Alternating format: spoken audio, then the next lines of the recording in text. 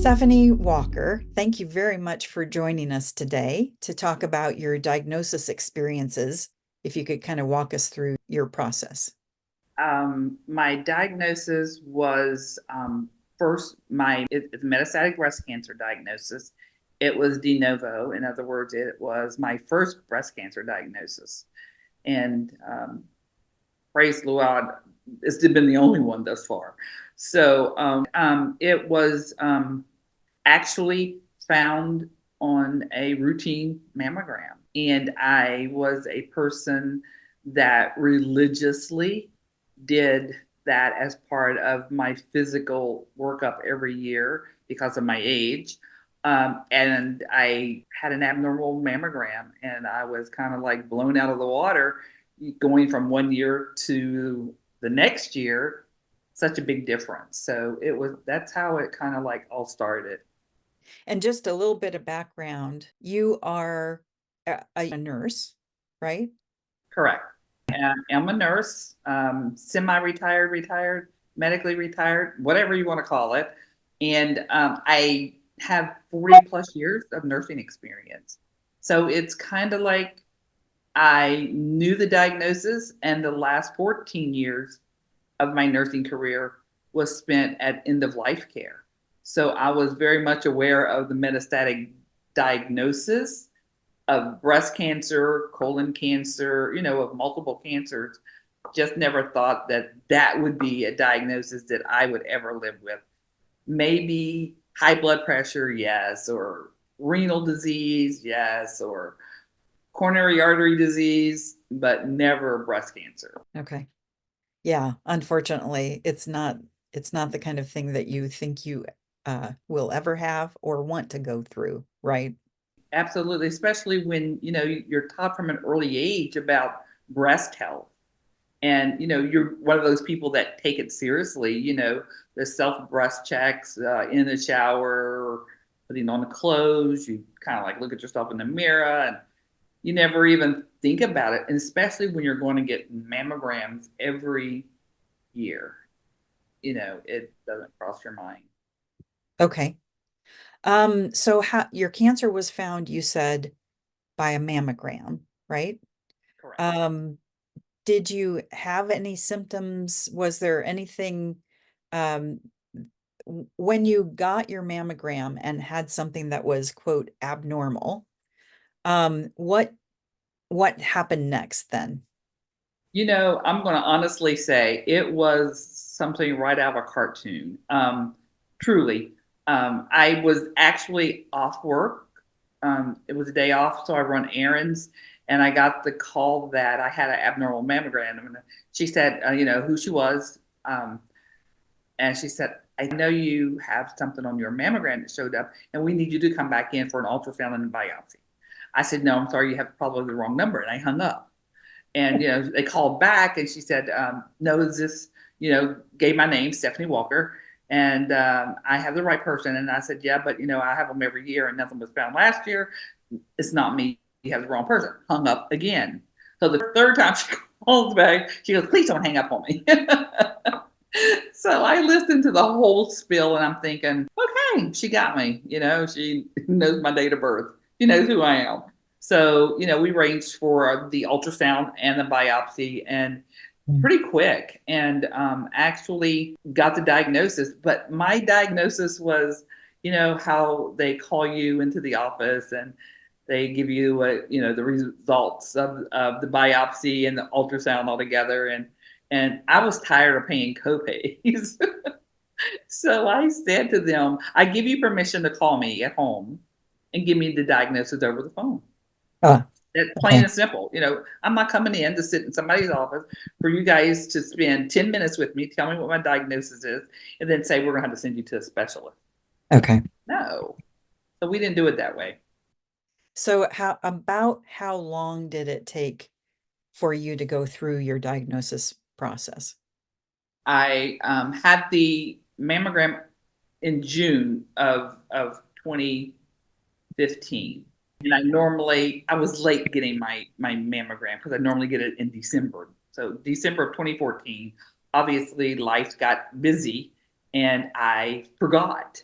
Mhm. And when and it, I equate that to another story is, with women, how we have a winter handbag and then we have spring and a summer handbag. So I was switching handbags in June when I found the little paper that says, "Oh, it's time for you to get your mammogram scheduled." It's like, "Oh crap, I forgot." So I went to the center where I used to go to. They said they couldn't get me in for about a week, and I was like, "We can't wait that long." So the doctor's going to be mad already. So I went to a different center, and they said, "We just installed our 3D mammogram machine, and it's doesn't press as hard, great, better pictures, more angles." I said, "Oh, that's what I want." And she said, "Unfortunately, your insurance won't pay for it." So I said, "How much is it?" She told me. I said, "Fine, I'd still want it done. Here's the money. Let's get it done." So, and honestly, would they have found the cancer the year before had I had a 3D mammogram? Who knows? But anyway, that's just the way it worked out for me. And so that was the end of June. Had a biopsy the first part of July. July the 9th, I got my diagnosis. So 2 weeks. Um, can you tell us how many doctors were involved while you were being diagnosed? And who did you go to first and why and all of that? Well, I had a great primary care doctor, and I've been blessed throughout my whole career to have great doctors. Whether it's because I'm a nurse, who knows, or just luck of the draw, I don't know. But I have to have very strong physicians that can't be talked in or out of something because I will talk you in or out of something, no doubt, sometime soon. And he was very good. And I had told him once before I felt a lump, and he felt it was like, nah, probably not. But it was a different breast. So he found out with the results of the biopsy and everything. They set me up with a surgeon. I went to see a surgeon. We had discussions. My daughter, who was a nurse as well, and my husband went on that visit, and they very supportive. I never cried. That was years later, but I was ready to attack what I had. I had a lumpectomy done, and the biopsy showed it was invasive ductal breast cancer. So we were going to do surgery to stage, see what stage we were dealing with or something, along with the sentinel node biopsy. Well, unfortunately, I had access to my chart, which shows all the doctor visits and appointments coming up, and there kept being more appointments and tests added too. So I called the surgeon's office prior to surgery and said, "Can somebody explain to me why these appointments are being added and let me know what's going on?" And fortunately, the staff was really rude to me. Okay. They were very dismissive and told me, in other words, to stay in my lane. They said, "You just show up for these times. Don't worry about it. We know what we're doing. You just show up." And I don't know what happened in my brain at that moment, but it was like, "No, we're not going to do that. No, no, no, no, no, no, no." I said, "I'm sorry, I can't do that." And she said, "What do you mean you can't?" I said, "I need explanations. I'm just that kind of a woman." And I said, "No, let's put that aside. I'm a nurse." And I said, "If you are treating me like this and dismissing who I am, and I have the same knowledge, if not more than you, how are you treating the 70 or 80-year-old person that knows no better? How are you treating a young woman that does not know?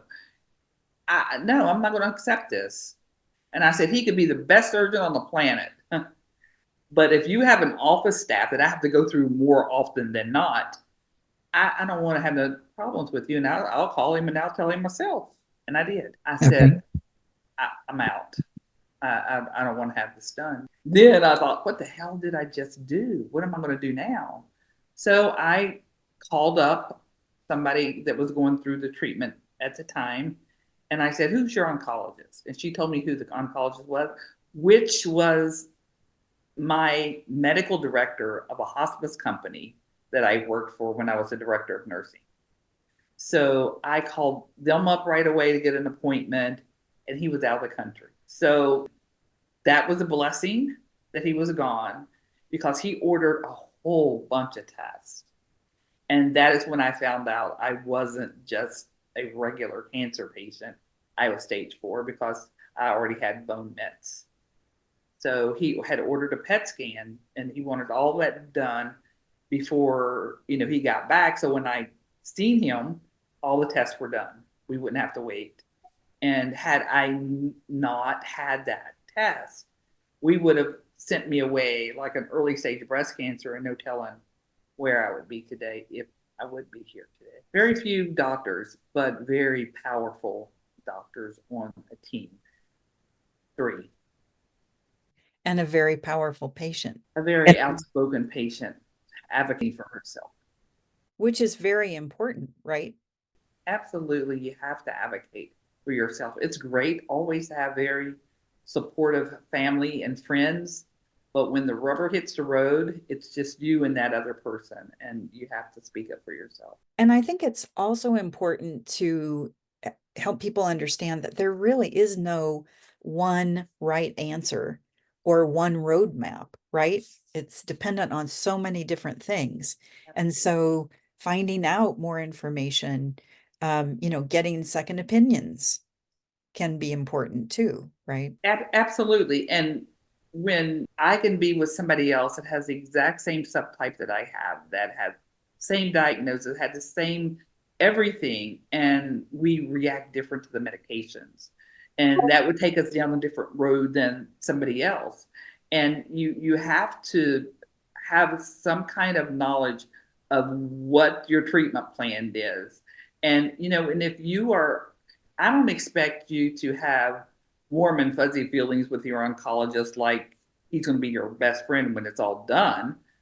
No, that doctor has to have your best interest at heart all the time, not just for this moment or that next moment, all the time. And he or she needs to be aware of who you are as a person, not just as this patient. I think sometimes doctors miss out on who their patients are. They see me a snapshot of 15 minutes out of a 24-hour period.